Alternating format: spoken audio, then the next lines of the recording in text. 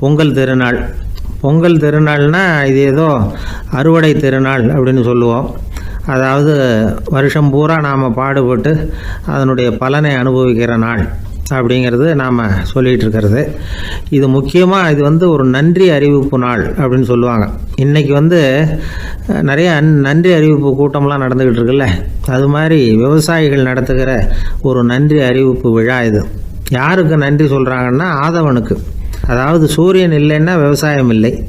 அதனால் ஆதவனுக்கு நன்றி செலுத்துகிற நாளாக இந்த பொங்கல் திருநாளை நாம் கொண்டாடுறோம். அதாவது இந்த பொங்கலில் விவசாயிகள்கிட்டேருந்து நிறைய பண்புகளை நாம் தெரிஞ்சுக்க வேண்டிய நாள் இது.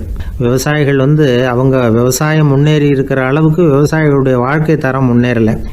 அந்த அளவுக்கு அவர்கள் நாட்டுக்காக உழைச்சிக்கிட்டு இருக்கிறாங்க. அந்த காலத்திலே அதை பற்றி ஒரு கதை சொல்கிறது உண்டு. ஒரு வயசான ஆள் நிலத்தில் ஏறு உழுதுகிட்டு இருந்தாராம். கிழிஞ்சு போன ஒரு சின்ன துண்டை தான் இடுப்பில் கட்டியிருந்தாராம். தலையில் ஒரு கந்தலை சுற்றி இருந்தார். உடம்பு பூரா சேரு, ரொம்ப ஏழை. ஏறு ஓட்டிகிட்டு இருக்கிறவர் வேறு எப்படி இருப்பார்? இருந்தாலும் அந்த ஆள் ரொம்ப ஜாலியாக பாட்டு பாடிக்கிட்டே ஏறு உழுதுகிட்டு இருந்தாராம்.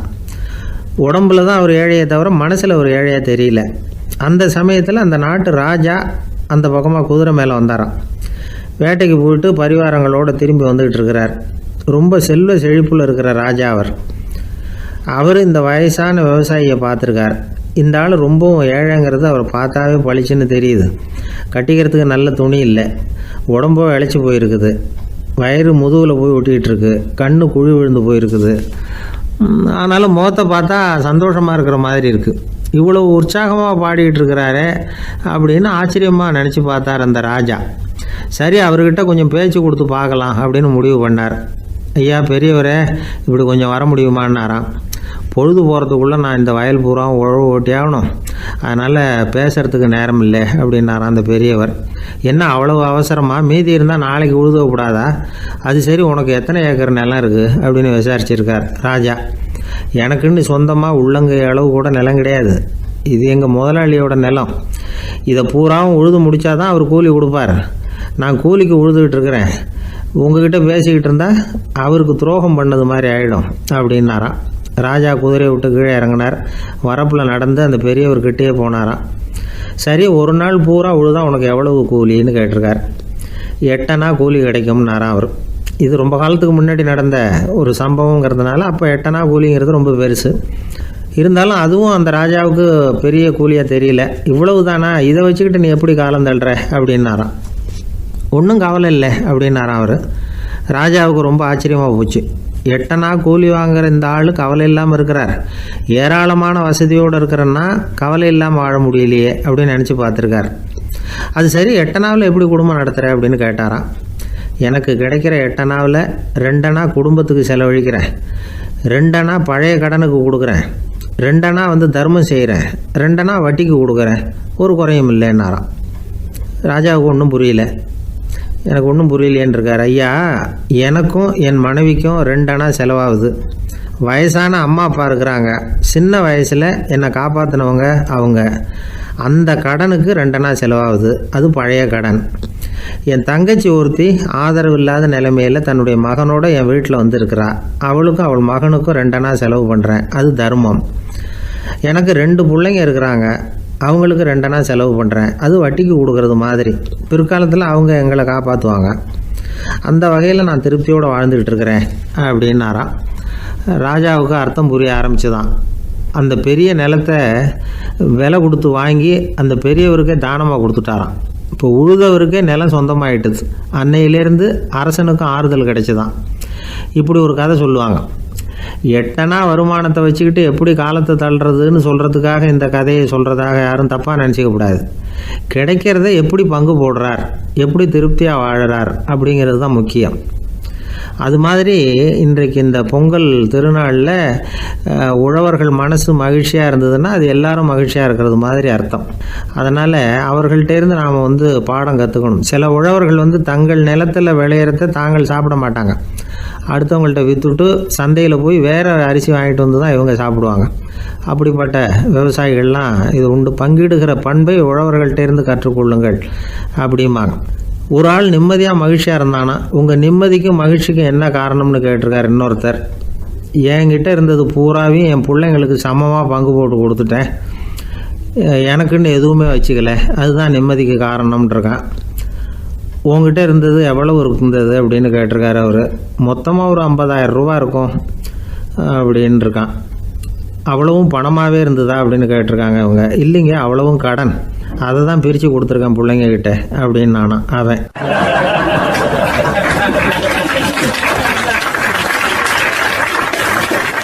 ஒரு பள்ளிக்கூடம், அதில் வசதியான வீட்டுக்குள்ள ஒருத்தன் படிச்சுக்கிட்டு இருந்தான். இன்னொரு ஏழை பையனும் அங்கே படிச்சுக்கிட்டு இருக்கிறான். இவங்க 2 பேரும் ஒரே தெருவில் தான் இருக்கிறாங்க. பணக்கார வீட்டு பையன் பங்களாவில் இருந்தான். அவனுக்கு வேலை செய்யறதுக்காக சில வேலை ஆட்கள் உண்டு. அதனால் அவன் நல்லா சாப்பிடுவான், தூங்குவான், ஏதோ வரணுமேங்கிறதுக்காக பள்ளிக்கூடத்துக்கு வருவான், போவான், அவ்வளவுதான். இந்த ஏழை பையன் இருக்கானே, அவன் அப்படி இல்லை. காலையில் எழுந்திருப்பான், உடற்பயிற்சி பண்ணுவான், அவங்க வீட்டில் கிடைக்கிற சாதாரண உணவு அதை அளவோடு சாப்பிடுவான், வீட்டில் உள்ள வேலைகளையும் செய்வான், பள்ளிக்கும் தவறாமல் வந்துடுவான். அவனுக்கு கூட பிறந்த சகோதர சகோதரிகள் 8 பேர். எல்லாரும் தன்னம்பிக்கையோடு அவங்க வேலையை செஞ்சுக்கிட்டு இருந்தாங்க. இந்த பையன் எப்பவும் உண்மையை தான் பேசுவான், கடமையை ஒழுங்காக செய்வான். ஆசிரியர்களுக்கு இவனை ரொம்ப பிடிக்கும். அதனால் இவனை அந்த பள்ளிக்கூடத்து மாணவர் தலைவனை ஆக்கியிருந்தாங்க. இது அந்த பெரிய இடத்து பையனுக்கு பிடிக்கல. மாணவர் தலைவனுக்கு பணிஞ்சு போகிறதுக்கும் அவனுக்கு விருப்பம் இல்லை. ஒரு நாள் வகுப்பில் ஆசிரியர் எல்லா மாணவர்களுக்கும் ஒரு வேலை கொடுத்தார். எல்லாரும் அதை சுறுசுறுப்பாக செஞ்சுக்கிட்டு இருக்கிறாங்க. இவன் மட்டும் சோம்பலாக உட்காந்துருக்கிறான். ஆசிரியர் அந்த பக்கமாக வந்தார், இதை பார்த்துட்டார். உடனே மாணவர் தலைவனாக இருக்கிற அந்த ஏழை பையனை கூப்பிட்டார்.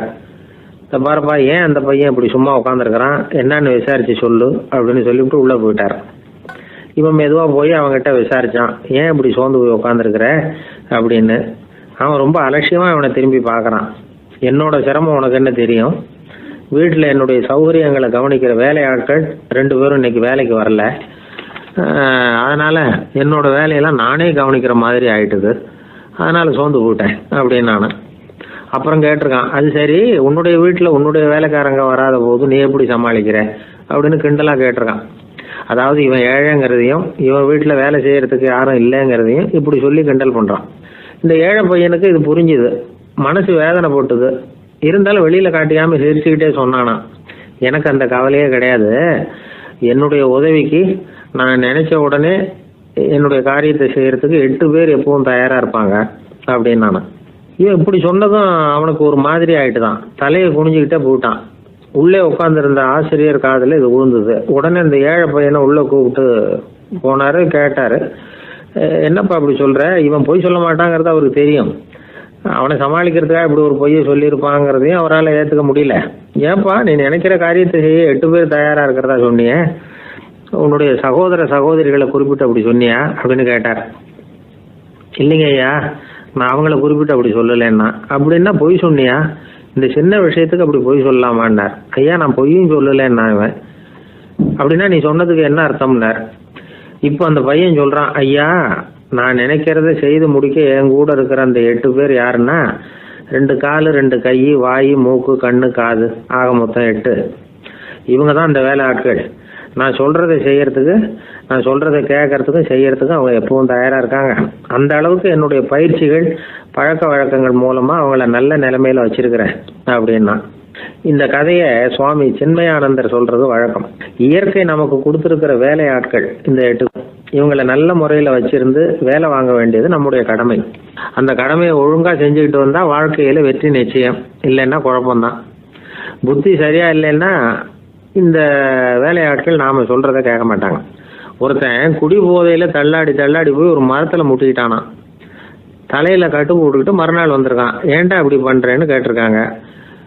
நான் ஒதுங்கி போன்னு தான் சொன்னேன், அது கேட்கல அப்படின்றான். எது கேட்கல, உன்னோட காலா அப்படின்னு கேட்டிருக்காங்க. இல்லைங்க அந்த மரம் அப்படின்னு நானா.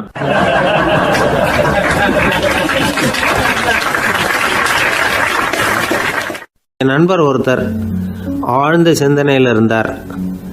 என்ன யோசனை பண்ணுறீங்கன்னு கேட்டேன். தலைவர் ஆகணும்னு பார்க்குறேன், அதுதான் என்ன வழின்னு யோசிச்சுக்கிட்டு இருக்கேன்னார். நான் கூட அது மாதிரி யோசித்து பார்த்தேன், அதுக்கப்புறம் அந்த யோசனையை கை விட்டுட்டேன் அப்படின்னோம். ஏன்னு கேட்டார். அதுக்கான தகுதிகள் நமக்கு இல்லைங்கிறது புரியுது. அது நமக்கு புரியறத விட நம்ம விட மற்றவங்களுக்கு நல்லா புரிஞ்சு போச்சு. அதனால் பேசாமல் கம்முன்னு இருந்துடுறது தான் நல்லது அப்படின்னோம். தலைவர் ஆகிறதுக்கு தகுதிகள் வேறு உண்டோ அப்படின்னு கேட்டார். அவர் யதார்த்தமாக தான் கேட்குறார். நாங்கள் உடனே எங்ககிட்ட இருந்த ஒரு புத்தகத்தை எடுத்து அவர்கிட்ட கொடுத்தோம். படித்து பாருங்கன்னு.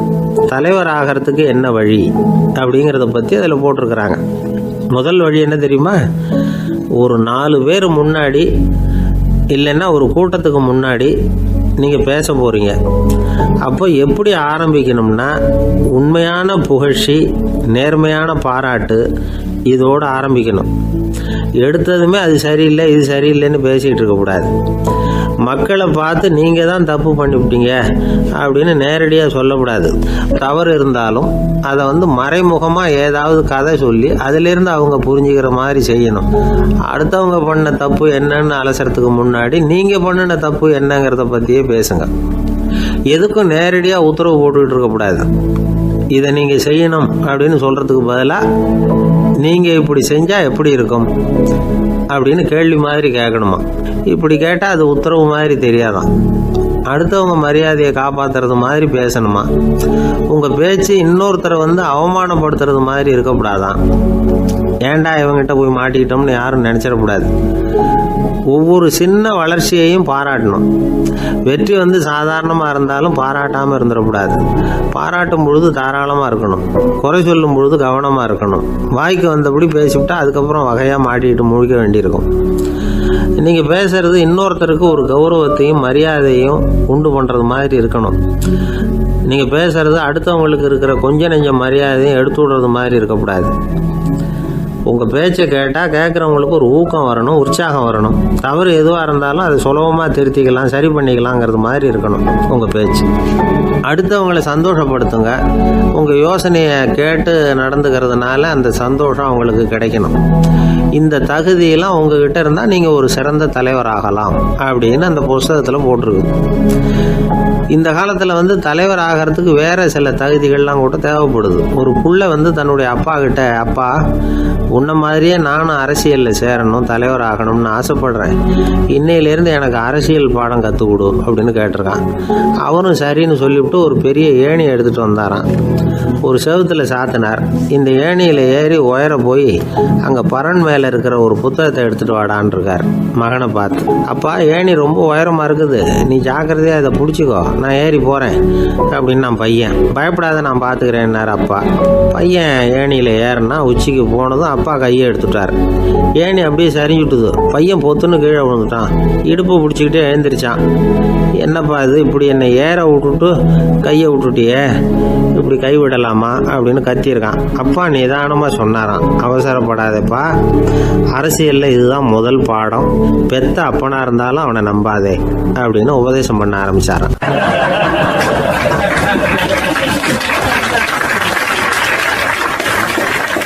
ஒரு ஆஃபீஸில் வேலை பார்க்குற ஒருத்தர் ஏதோ தப்பு பண்ணிவிட்டார்.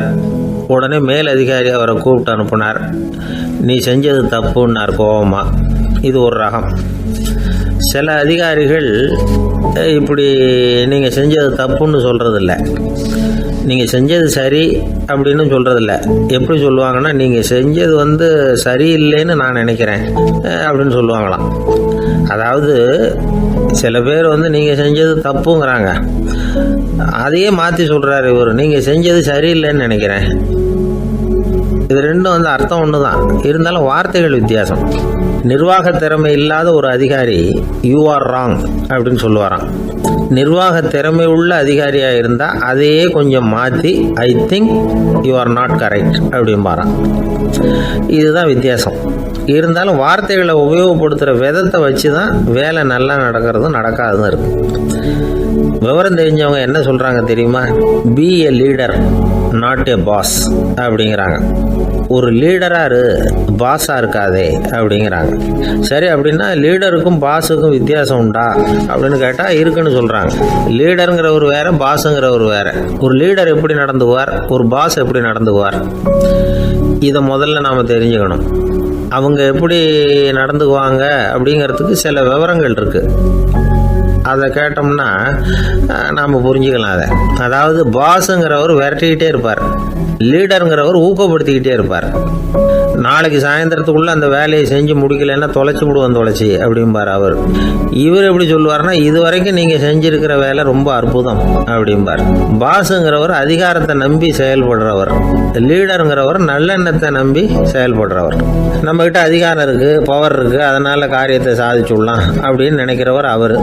மற்றவங்க கிட்ட ஒரு நல்ல அபிப்பிராயத்தை சம்பாதிச்சுக்கிட்டு அது மூலமாக காரியங்களை சாதிக்கிறவர் இவர். பாஸுங்கிறவர் பயத்தை உண்டு பண்ணுவார், லீடருங்கிறவர் அன்பை பரவ செய்வார். அது செய்யலைன்னா ஆடிட்டில் தகராறாயிடும், இது செய்யலைன்னா இன்க்ரிமெண்ட் கட் ஆகிடும், இப்படி ஏதாவது சொல்லி பயமுறுத்திக்கிட்டே இருப்பார் அவர். இவர் அப்படி இல்லை. உடம்பு எப்படி இருக்குது, வீட்டில் எல்லோரும் சௌக்கியமாக இருக்கிறாங்களா, ஆஃபீஸில் எல்லாம் வசதியாக இருக்குதா, நான் ஏதாவது உதவி செய்யணுமா அப்படின்னு அன்புக்கு முக்கியத்துவம் கொடுப்பார். பாஸுங்கிறவர் எதுக்கு எடுத்தாலும் நான் சொல்லிகிட்டு இருப்பார், லீடருங்கிறவர் நாமன்னு சொல்லிகிட்டு இருப்பார். பாஸுங்கிறவர் தப்புக்கு காரணம் யாருன்னு பார்ப்பார், லீடருங்கிறவர் தப்பு என்னன்னு பார்ப்பார். இதுதான் ரெண்டு பேருக்கு வித்தியாசம். The boss shows who is wrong, the leader shows what is wrong அப்படின்னு சொல்லுவாங்க.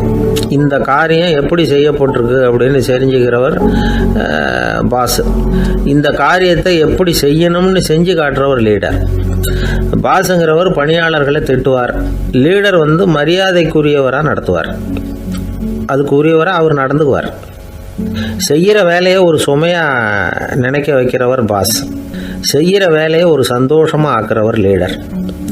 ஒரு முதலாளியாக இருக்கிறவர் அல்லது ஒரு நிர்வாகியாக இருக்கிறவர் இது மாதிரியான நுணுக்கங்களை எல்லாம் தெரிஞ்சு வச்சுக்கிறது நல்லது. ஒரு பாஸ் இருக்கார், அவர் ஒரு நாள் ரொம்ப பெருமையாக தன்னோட ஆஃபீஸை பற்றி பேசிக்கிட்டு இருந்தார். எனக்கு கீழே 200 பேர் வேலை செய்கிறாங்க சார், நான் ஒரு கோடு கிழிச்சா அவங்க அதை தாண்டாத அளவுக்கு நான் நடந்துக்கிறேன் சார் அப்படின்னார் அவர். அது எப்படி முடியுது உங்களால் அப்படின்னு கேட்டோம். நான் கோடே கிழிக்கிறது இல்லை சார் அப்படின்னார்.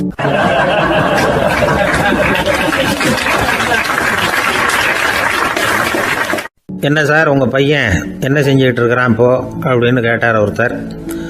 அடிக்கடி கண்ணாடி முன்னாடி நின்று அழகு பார்த்துக்கிட்டு இருக்கிறான் சார் அப்படின்னாரு அப்பா. இளம் பருவம் இப்படி தான் இருக்கும், அதையெல்லாம் சாதாரணமாக நினச்சிடாதீங்க அப்படின்னாரு அவர்.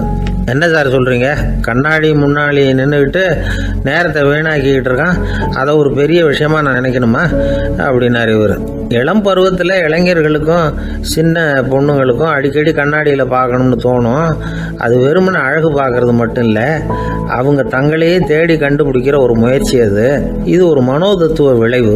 இது வரைக்கும் சின்ன பிள்ளையா இருந்துட்டோம், இனிமேல் நாமளும் மற்றவங்க மாதிரி மனிதர்கள் தான் அப்படிங்கிற உணர்வு அவங்களுக்கு வருது. தங்களோட முகம் எப்படி இருக்குது, அழகு எப்படி இருக்குது, உடம்பு நேரம் எப்படி இருக்குது, முடி எப்படி இருக்குது அப்படிங்கிறதையெல்லாம் கண்டுபிடிக்கிறாங்க. அதுக்கப்புறம் இன்னொரு ஆணோ பொண்ணோ தன்னை கவனிக்கணும் அப்படின்னு நினைக்கிறாங்க. இதெல்லாம் மனோதத்துவ உண்மைகள், இதெல்லாம் இயற்கை. இதை பார்த்துட்டு பெற்றவங்க பிள்ளைங்க கெட்டு போட்டாங்க அப்படின்னு நினைக்கக்கூடாது, அவங்கள திட்டிக்கிட்டே இருக்கக்கூடாது. இன்னைக்கு பல குடும்பங்களில் இதுதான் நடந்துகிட்டு இருக்குது. மனுஷ வாழ்க்கையிலேயே இப்படியும் இல்லாத அப்படியும் இல்லாத ஒரு பருவம் இளம் பருவம். 13லேருந்து 19 வயசுக்கு உட்பட்ட ஆண்கள் பெண்கள் இந்த வகையை சேர்ந்தவங்க, டீனேஜ் குரூப். இவங்களை சின்னவங்கன்னு நினச்சிட முடியாது, பெரியவங்கன்னு நினச்சிட முடியாது. இவங்க ரொம்ப சென்சிட்டிவ். சமூகம் நினச்சா இவங்களை நல்லவங்களாகவும் ஆக்கலாம், கெட்டவங்களாகவும் ஆக்கலாம். கொஞ்சம் அக்கறை எடுத்துக்கிட்டால் பெரிய பெரிய மேதைகளையும் விஞ்ஞானிகளையும் உருவாக்கலாம். ஆனால் நடக்கிறது என்ன தெரியுமா, அநேகமாக இவங்களை யாருமே சரியாக புரிஞ்சுக்கிறது இல்லை, இவங்களை சரியாக நடத்துறதும் இல்லை. இது வரைக்கும் நாம் சொல்கிறத கேட்டுக்கிட்டு இருந்தான், இப்போல்லாம் அவன் இஷ்டத்துக்கு நடக்க ஆரம்பிச்சுட்டான் அப்படின்னு வருத்தப்படுற பெற்றோர்கள் அதிகம். இது வருத்தப்படுற விஷயம் இல்லை, சந்தோஷப்பட வேண்டிய விஷயம். உங்கள் புள்ள சொந்தமாக யோசிக்க ஆரம்பிக்கிறதும் நடந்துக்க ஆரம்பிக்கிறதும் ஒரு தப்பான விஷயமா? அவன் கடைசி வரைக்கும் உங்கள் பேச்சையே கேட்டுக்கிட்டு இருக்கணுங்கிறது என்ன நியாயம்? இன்னைக்கு இளைஞர்களை பெரியவங்க தப்பாக புரிஞ்சுக்கிட்டு தவறாக நடத்துறதுனால தான் அவங்களுக்கு வெறுப்பு, எரிச்சல், மனக்கசப்பு எல்லாம் உண்டாகுது. பெற்றவங்க சரியாக மதிக்கிறது இல்லை அப்படிங்கிற ஒரே காரணத்தினாலேயே வீணா போகிற பிள்ளைங்க இன்னைக்கு அதிகம். சரி, பெற்றவங்களுக்கு இன்னைக்கு என்னதான் புத்தி சொல்ல வர்றீங்க அப்படின்னு கேட்குறீங்களா? நாம் எதையும் சொல்ல வரல, ஆனால் அது சம்பந்தமான சில நிபுணர்கள் சொல்லியிருக்கிறத உங்கள் காதில் போட்டு வைக்கலாம். அது என்னென்னா, பிள்ளைங்க கிட்ட அன்பு செலுத்துங்க. குழந்தையா இருந்தப்போ எவ்வளவு பாசமாக இருந்தீங்க, வளர வளர அதை ஏன் குறைச்சிக்கிறீங்க? பெற்றவங்களின் அன்பான வார்த்தைகளுக்கு ஏங்குறவங்க தான் இன்றைய இளைஞர்கள். அவங்க எதை சொன்னாலும் அதை அக்கறையாக காது கொடுத்து கேளுங்க, அலட்சியப்படுத்தாதீங்க. அவங்க விரும்புறது உங்ககிட்ட இருந்து ஒரு மதிப்பும் மரியாதை அங்கீகாரம், இவ்வளவுதான். அவங்க அவங்களாவே முடிவுகள் எடுக்கட்டும், அதுக்கு நீங்கள் உதவியாக இருங்க, அது போதும். மற்றவங்க முன்னாடி, முக்கியமாக அவங்க நண்பர்கள் முன்னாடி அவங்கள பற்றி மட்டமாக பேசாதீங்க. அவங்கக்கிட்ட பொய் சொல்லக்கூடாது. நீங்கள் சொன்னது பொய்ன்னு தெரிஞ்சு போச்சுன்னா உங்கள் பேரில் அவங்களுக்கு இருக்கிற மதிப்பு போயிடும், நம்பிக்கை போயிடும். அவங்களுக்கு முன்னாடி நீங்கள் சண்டை போடக்கூடாது. உங்கள் பிள்ளைய எப்பவும் இன்னொரு பிள்ளையோட ஒப்பிட்டு பேசுகிற வேலையே வேணாம். கூட பிறந்த மற்றவங்களோட கூட ஒப்பிடக்கூடாது. இப்படி செஞ்சால் அவன் உங்ககிட்டையும் பிரியமாக இருக்க மாட்டான், அவங்ககிட்டையும் பிரியமாக இருக்க மாட்டான். புள்ள எங்கே போகிறான், என்ன பண்ணுறான் அப்படின்னுலாம் துப்பறிஞ்சிக்கிட்டு இருக்கக்கூடாது. இளைஞர்கள் தனிமையை விரும்புகிறவங்க. அவங்கள பெட்டியில் வச்சு மூடி பாதுகாக்கணும்னு நினைக்கக்கூடாது. அவங்கள எப்படி பாதுகாக்கிறது அப்படிங்கிறது அவங்களுக்கே தெரியும். உங்கள் புள்ள எப்படி நடந்துக்கணும்னு நீங்கள் எதிர்பார்க்குறீங்களோ அது மாதிரி நீங்கள் நடந்து காட்டுங்க, அது போதும். ஒரு வீட்டில் அப்பாவும் அம்மாவும் பேசிக்கிட்டு இருக்கிறாங்க. என்னங்க, நம்ம பொண்ணு பெரியவளாயிட்டா, அடிக்கடி கண்ணாடி முன்னாடி போய் நின்றுக்கிட்டு இருக்கிறா, சீக்கிரமாக ஒரு பையனை பார்த்து கல்யாணத்தை முடிக்காம இப்படி மசன்னு கல் மாதிரி உட்காந்துருக்குறீங்களே அப்படின்னு சத்தம் போட்டாங்க அந்த அம்மா. அவசரப்படாத, பார்க்கறதுக்கு கண்ணுக்கு அழகாக லட்சணமாக புத்திசாலியாக ஒரு பையன் கிடைக்க வேணாமா, அதுதான் பார்த்துக்கிட்டு இருக்கிறேன் அப்படின்னார் அப்பா. இதுக்கு அந்த அம்மா சொல்கிறாங்க, எங்கள் அப்பா இப்படியெல்லாம் நினச்சிக்கிட்டு இருந்திருந்தா எனக்கு கல்யாணமே ஆயிருக்காது தெரியுமா அப்படின்னாங்களாம்.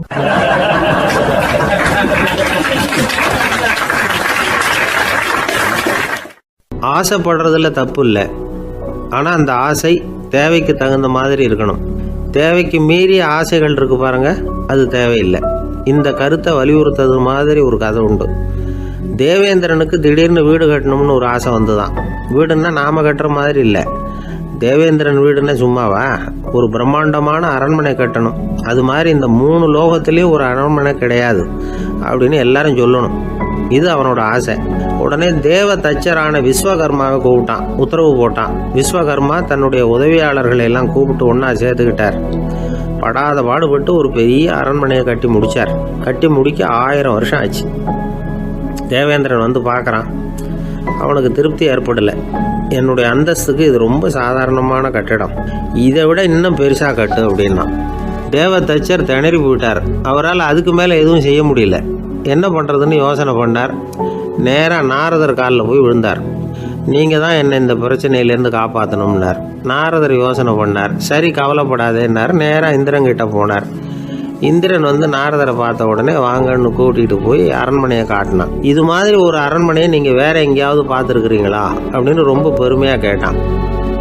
நான் பார்த்ததில்லை, ஆனால் என்னை விட வயசில் மூத்தவர் மகரிஷி லோமேசர், அவர் ஒரு வேளை பார்த்துருக்கிறாரா என்னமோ அப்படின்னார். உடனே அவரை மனசில் நினச்சி தியானம் பண்ணினார். அடுத்த கணம் லோமேசர் அங்கே வந்தார். இடையில ஒரு சின்ன துண்டு, கையில் ஒரு கமண்டலம், தலையில் ஒரு பாய், அவ்வளவுதான் அவர்கிட்ட இருந்தது. எதுக்காக தலையில் இந்த பாய் அப்படின்னு கேட்டான் இந்திரன். என்ன மாதிரி அற்ப ஆயுள் உள்ள ஒரு ஜீவன் தனியாக வீடு கட்டிக்கிட்டு திண்டாடணுமா? இந்த பாய் தான் ஒரு வீடு மாதிரி எனக்கு நிழல் கொடுக்குது அப்படின்னார் அவர். என்னது, உங்களுக்கு அவ்வளவு கொஞ்சமான ஆயுளா அப்படின்னு ஆச்சரியத்தோடு கேட்டான் இந்திரன். ஆமாம், இதை பாரு, என்னுடைய மார்பில் ஒரு பொற்காசு அளவுக்கு ரோமம் உதிர்ந்துட்டுது. எப்போ என் உடம்புல உள்ள எல்லா ரோமமும் உதிர்ந்துருமோ அப்போ என்னுடைய ஆயுள் முடியும் அப்படின்னார். எப்போ அந்த ரோமங்கள் பூரா உதிரும்னு கேட்டான் இவன். ஒரு பிரம்மா மறைஞ்சதும் ஒரு ரோமம் உதிரும்.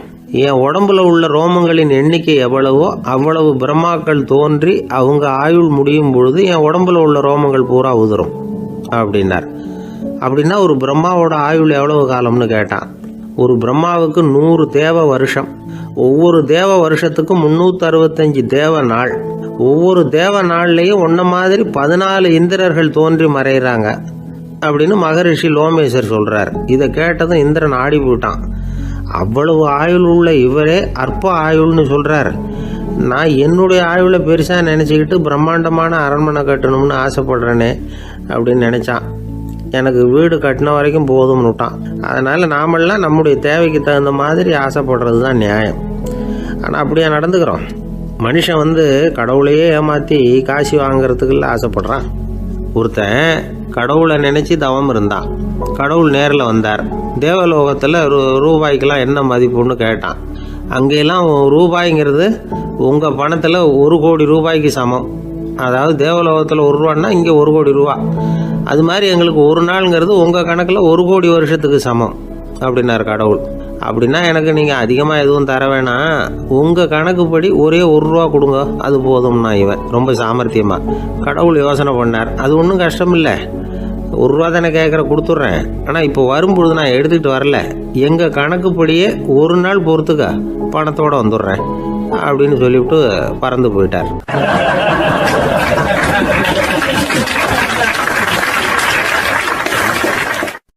ஒரு தெருவில் சில சிறுவர்கள் விளையாடிக்கிட்டு இருந்தாங்க. ஏதோ ஒரு உயரமான கல்லை நடுத்தெருவில் வச்சு அதை சுற்றி சுற்றி ஓடி வந்துக்கிட்டு இருக்கிறாங்க.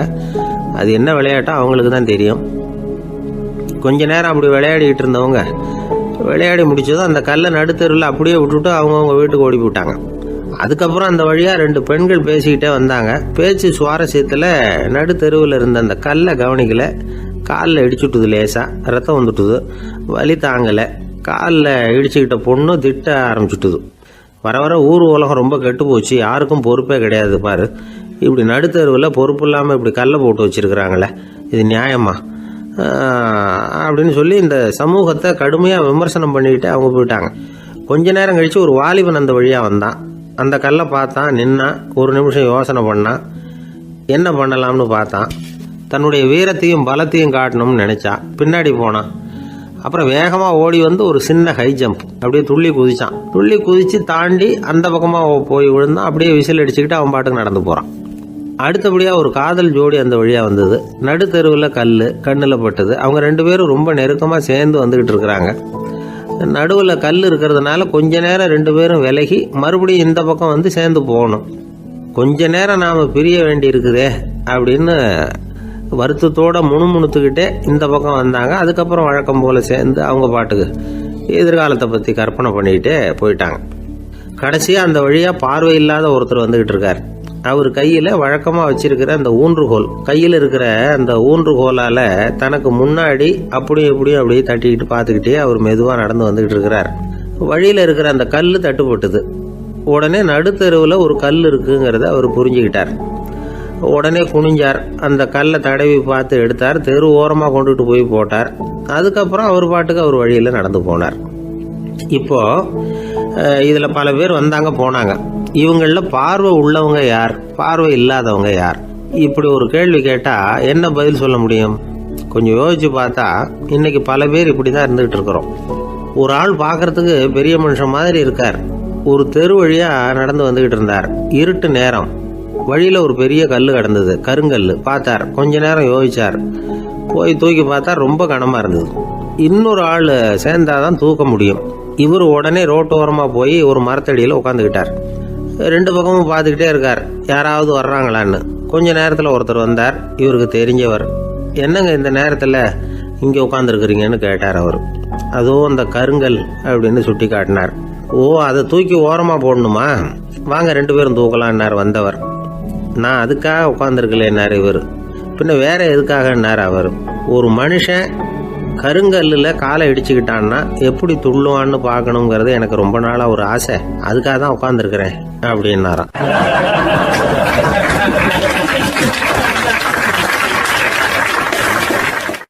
ஒரு காடு, நல்ல மரம்லாம் செழிச்சு இருந்தது.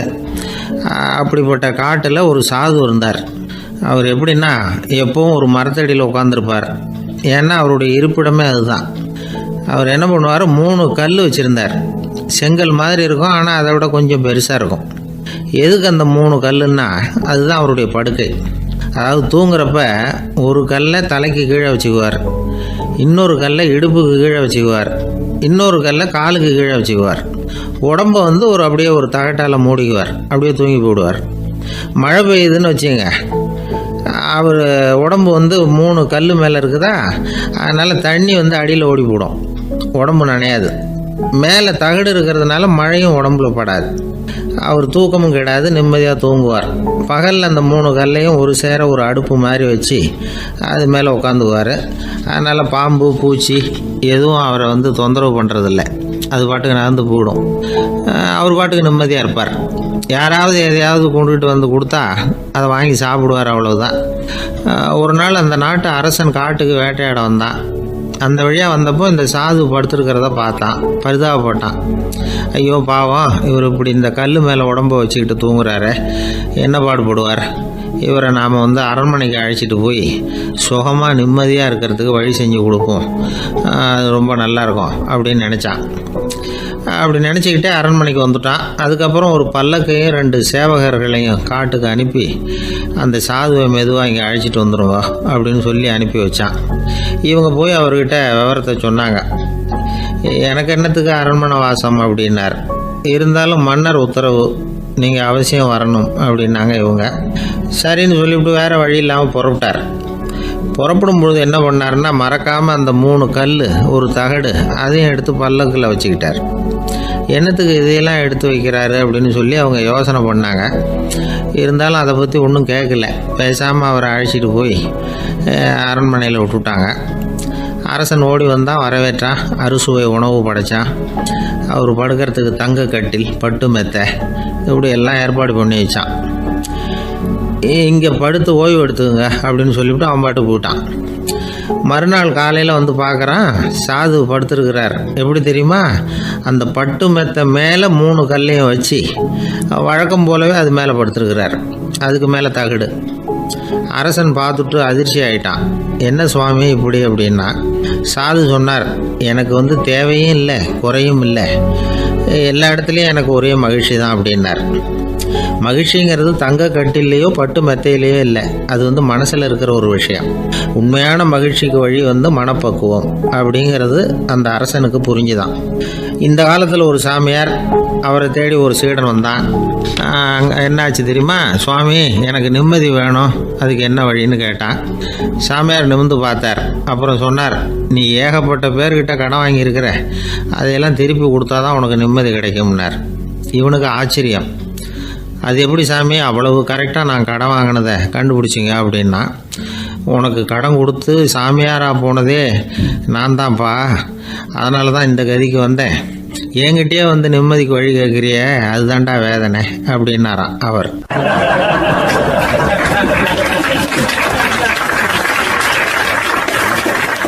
ஒருத்தர் ரொம்ப கவலையோடு உட்காந்துருந்தார். எதை பற்றி சார் கவலைப்படுறீங்கன்னு கேட்டோம். எதிர்காலத்தை பற்றி கவலைப்படுறேன்னார். ஏன்னு கேட்டோம். என்ன பண்ணுறதுன்னே தெரியல சார், எதிர்காலம் ஒரே இருட்டாக இருக்குது, பாதையே புரியலன்னார். இன்றைக்கி நம்ம இளைஞர்கள் பல பேருக்கு எதிர்காலம் இருட்டாக தான் தெரியுது. அவங்கெல்லாம் இந்த கதையை கொஞ்சம் கேட்கணும். ஒரு மலை அடிவாரத்தில் ஒரு சின்ன கிராமம். அந்த மலை ரொம்ப உயரமானது, அடர்த்தியாக செடி கொடிகள் மரங்கள் அதில் மண்டி கிடக்குது. பகல் வேளையில் இருட்டாக தான் இருக்கும், அவ்வளோ அடர்த்தி. அந்த மலை உச்சியில் ஒரு கோவில். நாள் ராத்திரியே புறப்பட்டாதான் காலையில் அந்த கோயிலுக்கு போய் சேர முடியும். கிராமத்து இளைஞன் ஒருத்தன் அந்த மலை உச்சிக்கு போக வேண்டியிருந்தது. கையில் ஒரு விளக்கை எடுத்துக்கிட்டு நாள் ராத்திரியே புறப்பட்டான். புறப்பட்டு போனவன் கிராமத்து எல்லையிலேயே நின்றுட்டான். ஏன் தெரியுமா, அவன் கையில் இருந்த விளக்கோட வெளிச்சம் 10 அடி தூரத்துக்கு தான் தெரியுது. அது வரைக்கும் தான் பாதை தெளிவாக இருக்குது. அதுக்கு அப்பால எல்லாம் ஒரே இருட்டாக இருக்குது, பாதை புரியல. இவன் யோசனை பண்ணி பார்த்தான். மனசுக்குள்ள ஒரு சந்தேகம். 10 அடி தூரம் தானே வெளிச்சம் தெரியுது, அப்படின்னா நாம் 10 அடி தூரம் தானே போக முடியும். அதுக்கும் அந்தாண்ட ஒரே இருட்டாக இருக்குது, அதில் எப்படி நாம் நடந்து போகிறது, நாம் ரொம்ப தூரம் நடந்து போய் ஆகணுமே, அப்படிப்பட்ட நினப்பெல்லாம் அவனுக்கு வந்துவிட்டது. இதுதான் அவன் மனசில் ஏற்பட்ட தயக்கம். இப்படி யோசிச்சுக்கிட்டே அந்த இளம் ஆசாமி புறப்பட்ட இடத்துலேயே நின்றுக்கிட்டு இருக்கிறான். அந்த சமயத்தில் ஒரு வயசான பெரியவர் அந்த பக்கமாக வந்தார். அவர் கையில் இதை விட சின்னதாக ஒரு விளக்கு வச்சுருந்தார். அது எப்படின்னா, அது ஒரு 5 அடி தூரத்துக்கு தான் வெளிச்சம் காட்டுது, அவ்வளவு சின்ன விளக்கு. அவரும் மலை உச்சிக்கு போகிறதுக்காக தான் வந்துக்கிட்டு இருக்கிறார். அவரை பார்த்து இவன் கேட்டான், என்ன பெரியவரே, இவ்வளவு சின்ன விளக்கை வச்சுக்கிட்டு அவ்வளவு தூரத்துக்கு எப்படி மலையேற போகிறீங்க அப்படின்னு கேட்டான். நீ ஏன் இப்படி தயங்கிட்டே நிற்கிறேன்னு கேட்டார் பெரியவர். என்கிட்ட இருக்கிற விளக்கு 10 அடி தூரத்துக்கு தான் பாதையை காட்டுதுன்னா. இப்போ பெரியவர் சொன்னார், தம்பி, உன் கையில் இருக்கிற விளக்கு கொடுக்குற வெளிச்சத்தை வச்சு நீ முதல்ல 10 அடி தூரம் முன்னாடி போ, 10வது அடியில் போய் நின்றுக்கிட்டு பாரு, மறுபடியும் ஒரு 10 அடி தூரத்துக்கு பாதை தெரியும். இப்படி உன் கையில் இருக்கிற விளக்கு தொடர்ந்து வெளிச்சம் காட்டிக்கிட்டே இருக்கும். நீ முன்னேற முன்னேற அந்த வெளிச்சமும் முன்னேறும். அதனால் எத்தனை கிலோமீட்டர் தூரம் வேணும்னாலும் நீ இந்த 10 அடி தூரம் வெளிச்சத்தை வச்சுக்கிட்டே நீ போயிடலாம், புறப்படு அப்படின்னார். இப்போ தான் அந்த பெரியவர் சொன்னது இளைஞனுக்கு பளிச்சுன்னு புரிஞ்சுதான். உடனே உற்சாகமாக புறப்பட்டான், உச்சிக்கு போய் சேர்ந்தான்.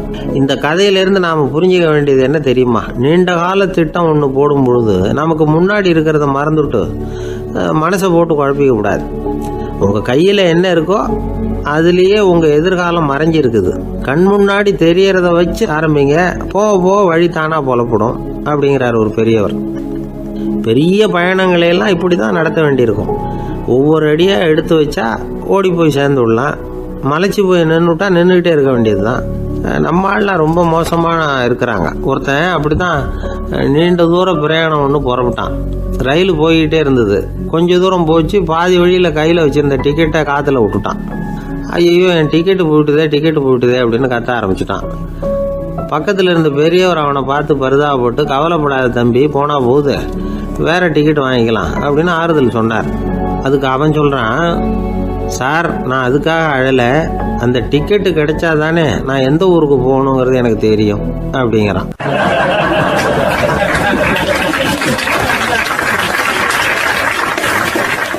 ஒரு நாள் ஒரு தகப்பனார் தன்னுடைய பிள்ளையை அழைச்சிட்டு வந்தார். சார், இவன் சரியாக படிக்க மாட்டேங்கிறான், பெரியவங்களை மதிக்க மாட்டேங்கிறான், நீங்கள் கொஞ்ச நாள் இவனுக்கு குருவாக இருந்து நல்ல விஷயங்களை சொல்லி கொடுத்தா தேவையில்லைன்னார். பெரியவங்களையே மதிக்காதவன் எப்படி என்ன மதிக்க போகிறான் அப்படிங்கிறது நமக்கு யோசனை வரும் இல்லையா? வேணாங்க என்னை விட்டுருங்க அப்படின்னோம். அவர் விட மாட்டேன்னு விட்டார். இல்லைன்னா அவரே சிஷ்யன் ஆகிடுவார் போல இருந்தது. சரி, வேறு வழி இல்லாமல் அந்த பையனையே என்னுடைய சீடை நான் ஏற்றுக்கிட்டு உபதேசமெல்லாம் பண்ண ஆரம்பித்தோம். அதாவது குரு பக்தின்னா அது எப்படி இருக்கணுங்கிறத பற்றி சொல்லி கொடுத்தோம் அவனுக்கு. சதமகர் அப்படின்னு ஒரு குரு இருந்தார். அவருக்கு ஒரு சீடர். அவன் பேர் துளசி சைதன்யன், நைஷ்டிக பிரம்மச்சாரி. தன்னுடைய குருவுக்கு எந்த நேரத்தில் எது தேவைங்கிறத புரிஞ்சுக்கிட்டு சேவை செய்கிறவன். ஆனால் இவனை பற்றி மற்ற சீடர்களுக்கு பொறாமை வந்துட்டுது. இவன் மட்டும் இப்படி இருக்கானேன்னு உடனே குருக்கிட்ட போய் கோல் மூட்டினாங்க. அவன் சரியில்லை, அவன் நடந்துக்கிறது சரியில்லை, அப்படி இப்படின்னு எதையாவது சொல்லி. இருந்தாலும் இதையெல்லாம் அந்த குரு நம்பலை. அவருக்கு தெரியும் யார் யார் எப்படின்னு. துளசி சைதன்யன் பெருமையை மற்ற சீடர்களுக்கு உணர்த்தணும் அப்படின்னு நினைச்சார். அதுக்கு ஒரு வழி பண்ணார். ஒரு நாள் சீடர்களை எல்லாம் கூப்பிட்டுக்கிட்டு ஒரு காட்டு வழியாக போய்கிட்டு இருந்தார். அங்கே ஒரு பெரிய மலை அருவி கொட்டிக்கிட்டு இருந்தது. குரு சீடர்கள் பக்கம் திரும்பினார். இந்த மலையின் மேலே இருந்து அந்த படு பாதாளத்தில் குதிக்கிறதுக்கு உங்களில் யார் தயார் அப்படின்னு கேட்டார். ஒரு சீடனும் ஆய திறக்கலை, ஒதுங்கி நின்றுக்கிட்டாங்க. பின்னாடி மூட்டை முடிச்சோடு வந்துக்கிட்டு இருந்தான் துளசி சைதன்யன். அவனை பார்த்தார். தப்பாருப்பா, நீ மேலே இருந்து அந்த அருவியில் குதி அப்படின்னார். அப்படியே செய்கிறேன் சுவாமின்னா ஓடி போய் பொத்துன்னு குதிச்சுட்டான். அடுத்த கணமே குருநாதர் தன்னுடைய யோக சக்தியால் பறந்து போய் அவன் கீழே விழுந்துடாமல் தாங்கி பிடிச்சி கொண்டுகிட்டு வந்துட்டார். மற்ற சீடர்களுக்கெல்லாம் ஒரு மாதிரி ஆயிட்டுது. அடுத்தபடியாக என்ன பண்ணலாம்னு யோசிச்சாங்க இவனை மாட்டி விடுறதுக்கு. ஒரு நாள் வெத்தலை அடிக்கிற ஒரு சின்ன உரலையும் உலக்கையையும் எடுத்து ஒளிய வச்சுட்டாங்க. சதமகர் சன்னியாசி இல்லை, அவர் வெத்தலை போடுவார். பல்லு சரியில்லை, அதனால் இடித்து தான் வெத்தலையை போடணும். திடீர்னு வெத்தலை பாக்கு கேட்டார். வழக்கமாக உரலில் இடித்து தர்றது தான் துளசியின் பழக்கம். உரலை தேடினா கிடைக்கல, என்ன பண்ணுறது? குரு கேட்டுவிட்டாரே, குரு சேவை தானே முக்கியம். இவன் என்ன பண்ணால் வெத்தலை பாக்க தன்னுடைய வாயில் போட்டு முன்னும் அதை எடுத்து அவர்கிட்ட கொடுத்துட்டான். குரு எதையோ படிச்சுக்கிட்டே அதை வாங்கி வாயில் போட்டுக்கிட்டார். துளசி இன்னைக்கு தாம்பூலம் நல்லா இடிக்கப்பட்டிருக்கு, ருசியாக வேற இருக்குது, அதை இடித்த பாத்திரத்தை என் கண்ணால் பார்க்கணும்னு ஆசையாக இருக்குன்னு விட்டார். அதை மட்டும் அனுப்பி போய் நீ வர வேண்டான்னு வேற சொல்லிவிட்டார். இதை கேட்டதும் துளசி தவிச்சு போயிட்டான். இவன் போகாமல் எப்படி வாயை மட்டும் அனுப்பி வைக்க முடியும்? இவன் தவிக்கிறத பார்த்ததும் மற்ற சீடர்களுக்கெல்லாம் மனசுக்குள்ளே ரொம்ப சந்தோஷம். துளசி கொஞ்சமும் யோசிக்கல, வாழை எடுத்தான், தன்னுடைய தலையவே அப்படியே அறுத்து வெட்டி எடுத்தான். இன்னொரு சீடங்கிட்ட கொடுத்துட்டான், எடுத்துகிட்டு போன்னு சொல்லி. கொண்டுகிட்டு போய் குரு முன்னாடி வைக்கிறாங்க. அந்த தலையில் வாய் திறந்துருக்கு, வெத்தலை போட்டு மொண்டு இருந்தது, தெரிஞ்சு போச்சு, சிவப்பாக இருந்தது. அவனுடைய குரு பக்தியை இப்போ எல்லாரும் ஒத்துக்கிட்டாங்க. அதுக்கப்புறம் குரு சதமகர் தன்னுடைய அற்புத திறமையினால் அந்த தலையை மறுபடியும் ஒட்ட வச்சுட்டார். துளசிக்கு உயிர் வந்துட்டுது. இப்படி ஒரு பெரிய கதை உண்டு. அதாவது துளசி சைதன்யன் அவனுடைய குரு பக்தி எப்படி அப்படின்னு கேட்டோம். ரொம்ப அபாரம் அப்படின்னு அந்த பையன் அடக்கமாக அது சும்மா விளையாட்டுக்காக தான் அப்படி அவங்ககிட்ட கேட்டோம். ஏன்பா உன்னுடைய குரு பக்தியை என்கிட்ட காட்டுறதுக்கு உன்னோட கழுத்தை நீயே அறுக்கணும்னு நான் சொன்னேன், அதை நீ செய்வியா அப்படின்னு கேட்டோம். என்னுடைய கழுத்தை நானே அறுக்க வேண்டிய அவசியம் இல்லை சார் அப்படின்னா அவன். ஏண்டான்னு, அதே காரியத்தை தான் இனிமேல் நீங்கள் தினமும் செய்ய போகிறீங்களே சார் அப்படிங்கிறான்.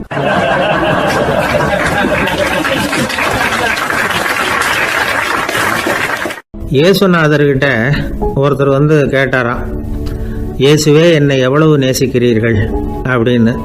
அவர் தன்னுடைய 2 கைகளையும் அகல விரித்து இவ்வளவு என்று சொல்லி சிலுவையில் உயிர் நீத்தார் அப்படின்னு சொல்லுவாங்க.